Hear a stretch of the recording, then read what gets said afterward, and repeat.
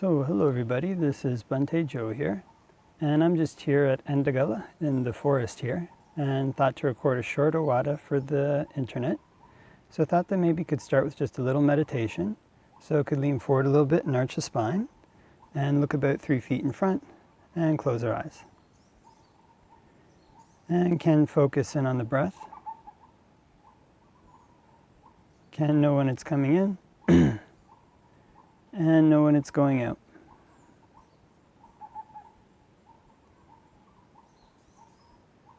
If we breathe in a long breath, can just know I'm breathing in a long breath. And if we breathe in a short breath, can just know I'm breathing in a short breath.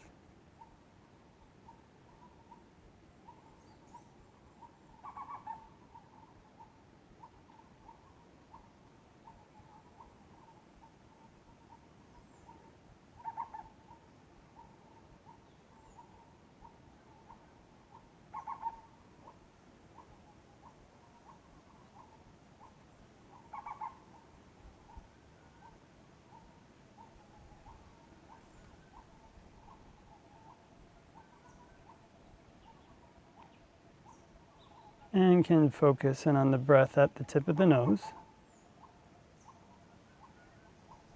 And if notice any patterns of tension or tightness around the nose or the face, can just let those relax.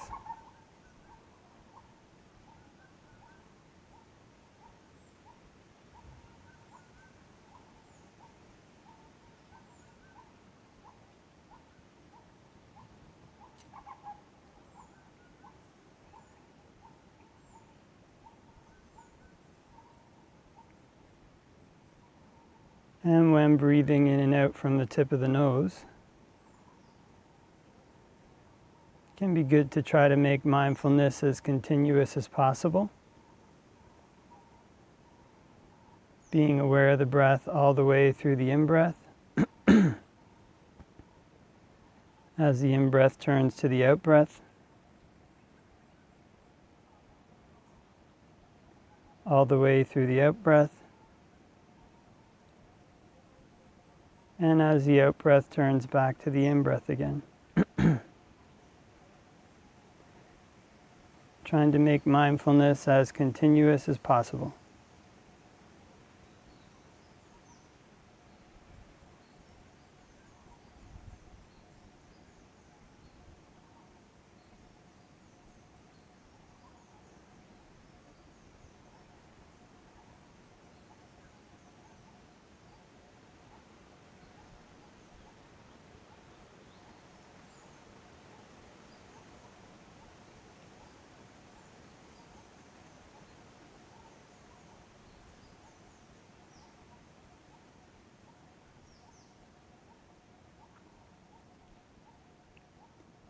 And before we finish meditating,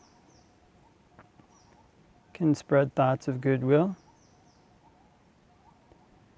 wishing may all beings everywhere be happy and at ease. May they put in place the causes necessary to be happy and at ease.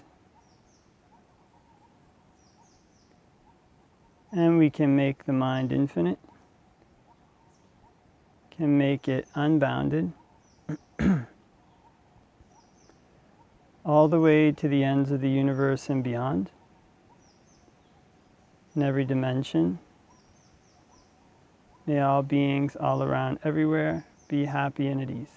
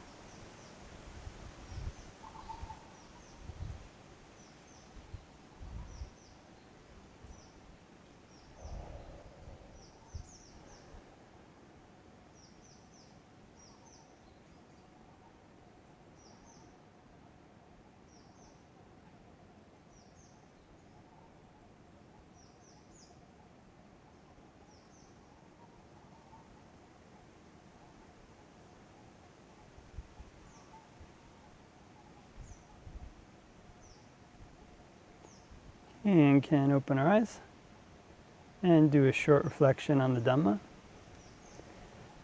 Namo tassa bhagavato arahato samma sambuddhassa. Namo tassa bhagavato arahato samma sambuddhassa. Namo tassa bhagavato arahato samma sambuddhassa. Buddhaṃ saranang gacchāmi, Dhammāṃ saranang gacchāmi, Sanghaṃ saranang gacchāmi. Dutiyampi Buddhaṃ saranang gacchāmi, Dutiyampi Dhammāṃ saranang gacchāmi, Dutiyampi Sanghaṃ saranang gacchāmi. Tatiyampi Buddhaṃ saranang gacchāmi, Tatiyampi Dhammāṃ saranang gacchāmi, Tatiyampi Sanghaṃ saranang gacchāmi. So hope that everybody is having a great day wherever it might be.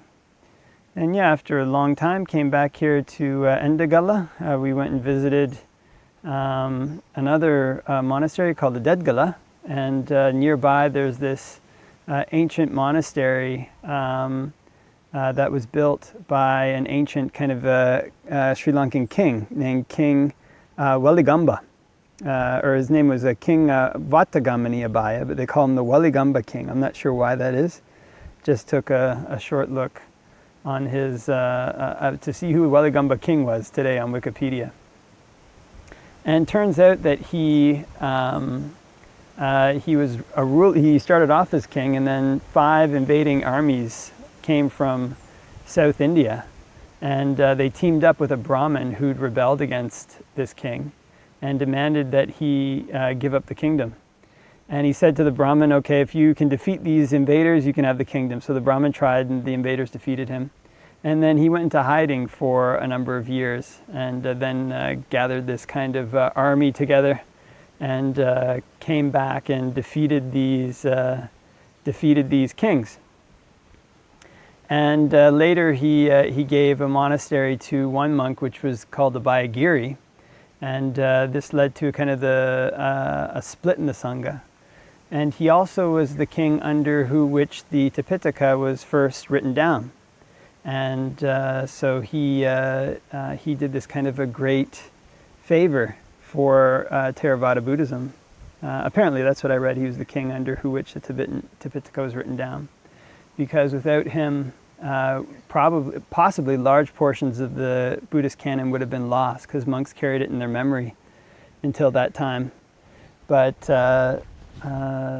during this war, so many monks passed away who were memorizers of the Tipitaka. There was this worry that a lot of it could be lost.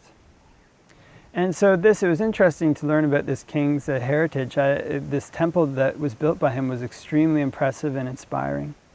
And in Theravada Buddhist circles, sometimes this kind of the Abhayagiri sect, this was the first kind of schism, or I think first schism in the Sri Lankan Sangha anyway. There was other schisms in the Indian Sangha, where the Sangha split into different factions, which the Buddha spoke very strongly against. Was kind of this split from Abhayagiri, from the Mahavihara, was something that kind of most Buddhists, historically might look back on and be like, okay, that wasn't, maybe better that didn't happen. But then also the writing down of this kind of Tipitaka was kind of something that many Buddhists, Theravada Buddhists, would look back and think, oh, this is wonderful, thanks to this, we have the Buddhist Tipitaka. Thanks to this, we have the teachings of the Buddha even now. I'm not sure how directly involved he was in the writing down of the Tipitaka, but both these events happened under his reign. And apparently he gave a Abhayagiri to this one monk, because this was the monk who helped him while he was in hiding. So he kind of gave it to him out of gratitude, possibly not foreseeing these consequences that would happen because of that. And so his example is a kind of, maybe an archetype for things that many people may go through in their life. Kind of I remember when I was young, you'd see these people, you'd see a cartoon, and there'd be like a good guy, and he would, have kind of, really, good costume and like, white teeth, or I don't know, and he would be there to save the day. And then, maybe in these classical cartoons, the bad guy would, have this kind of like upturned mustache that was kind of waxed at the end. And he'd be up to no good. Maybe he'd have like some striped pants on or something. He'd be very obviously bad. And he'd have all black hair, maybe, and like a top hat. And he'd be like tying women to railroad tracks. This kind of thing would happen in these old cartoons. And so it's very easy in these cartoons to distinguish, okay, this is the bad guy, this is the good guy. But in real life, people are often this kind of mix. Kind of like this, the situation with this Waligamba king, Dhamma-Vinaya. He gave a monastery out of gratitude to a monk and ended up turning out not good. Also under him, this kind of Tipitaka was written down. It's kind of these two very large events in Theravada Buddhist history, especially given the importance that Sri Lanka had, that many people may look back on and remember and think about. And so, these kind of things happen to people, not maybe on that scale to most people. Most people aren't kings at kind of pivotal moments in history.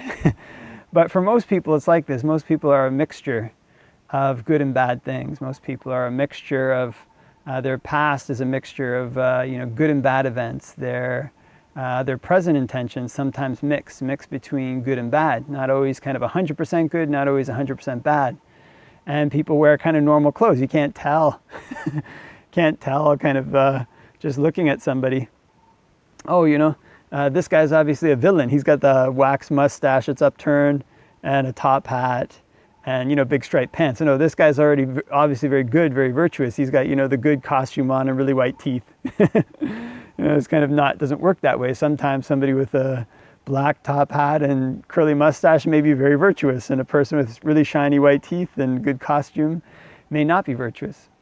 So this is kind of one of the things about the Buddhist teachings, is that when we look for people to associate with, we look for people to emulate, we look for people who are kind of superior than us in superior qualities, kind of try to follow them and emulate their qualities.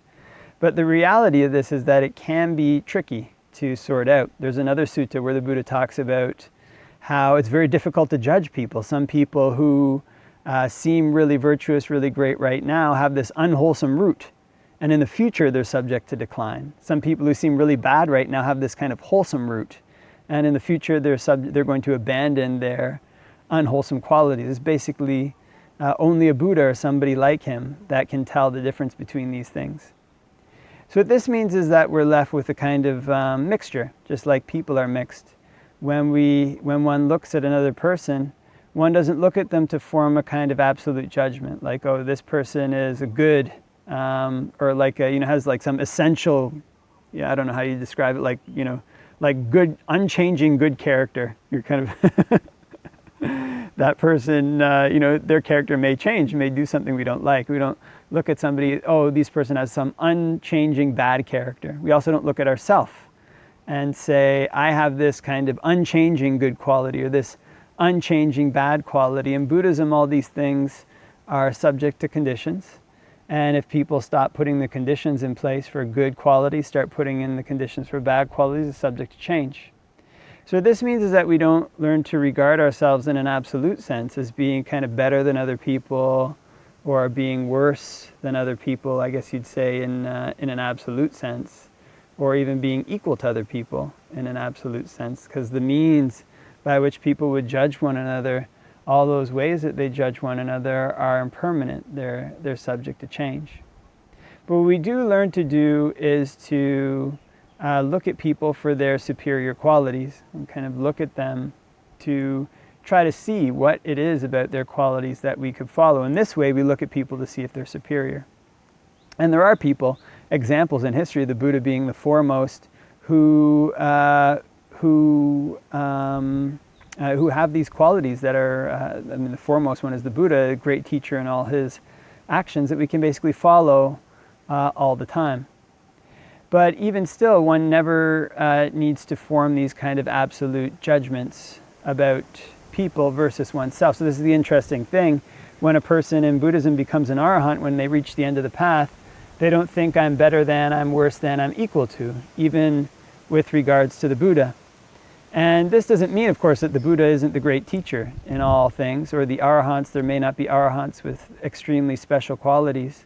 But what it means is that when a person achieves nibbana, when they achieve the end of suffering, they've gone beyond all qualities. So my understanding, basically, from reading books and this kind of thing, is that basically what it means is that basically, since they've gone beyond all conditions, there's nothing by which one could judge them. Kind of no conception for better or worse or equal. We've kind of gone beyond thinking about self and not self. So in a practical sense, going through a person's daily life, what it means is that one can look at people for their good qualities, try to emulate them, try to pick up on their good qualities. The reality of things is that usually people are a mixture of both. So it's hard to find somebody who's totally superior in every way. But what one can do is find qualities in people who one's around that are worthy of emulation.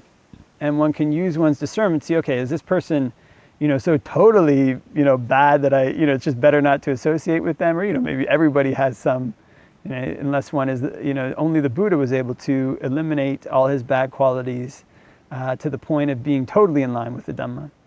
Even arahants have some kind of, can have some habits that people find distasteful. There's one sutta in the canon where there's an arahant named Palindavacha, and he was a Brahmin, and he would go around kind of calling all the other monks outcasts. It's kind of this very demeaning term. Chandala, which means like a very kind of bad terms, like a very bad racist word. And the other monks went to the Buddha and complained and said, the Buddha confirmed that this monk was an arahant and said, don't think badly of him. He doesn't have any bad intentions, but he was a Brahmin for 500 births in the past, so that's why he has this habit. So what that means is that even for arahants, it's difficult there may be things that they do that one wouldn't necessarily take on. So what we learn to do with people who are around us, with the people we associate with, is to be inspired by their good qualities so that we can take them on. What we learn to do, the people we're around with, the people who we associate with, is to basically keep a watch. If there's bad qualities, then we learn not to take those on. But we also learn to do, which can help with the development of humility, is to basically not judge ourselves in relation to that other person too much. Not like, we judge if they're superior or inferior in terms of the qualities, so we don't take them on. But we don't form an absolute judgment like, I'm this way, this person's this way, this person's this way. Because all these kind of conditions that make a person that way, they're subject to change. Same with us as well. So in this way, we learn to abandon this kind of self-identity view. We can start on the path to abandoning it bit by stopping judgments against people in an absolute sense. But in this way also, we can learn to move forward on the path of gaining in good qualities and decreasing in unwholesome qualities by making judgments in terms of what's skillful and unskillful.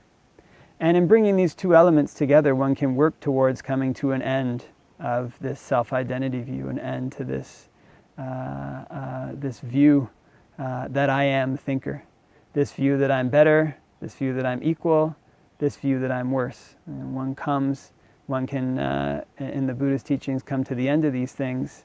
And in this, where there's no conditions, there's no subject for people to judge. There's no better, there's no worse, there's no equal.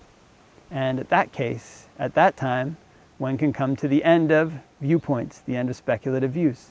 And these are some of the Buddha's teachings, the way he teaches about Nibbana.